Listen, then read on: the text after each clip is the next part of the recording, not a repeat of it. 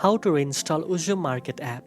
First of all, if the app is already installed on your device, you need to uninstall it first. Open Settings, go to Apps or Applications, find Uzum Market, tap on it and then select Uninstall. Confirm the removal to completely delete the app from your device. Next, open the Play Store on your device. In the search bar at the top, type Uzum Market and look carefully for the official app in the search results to ensure you are downloading the correct version from the developer Uzum. Tap on the app to open its details page. Tap the Install button to download the app again.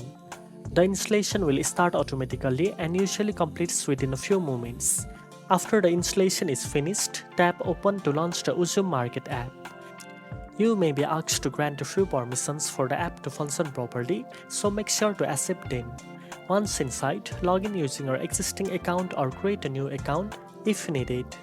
Reinstalling the app ensures you have the latest version with all the newest features and updates. It can also fix any previous issues or bugs you experienced with the app.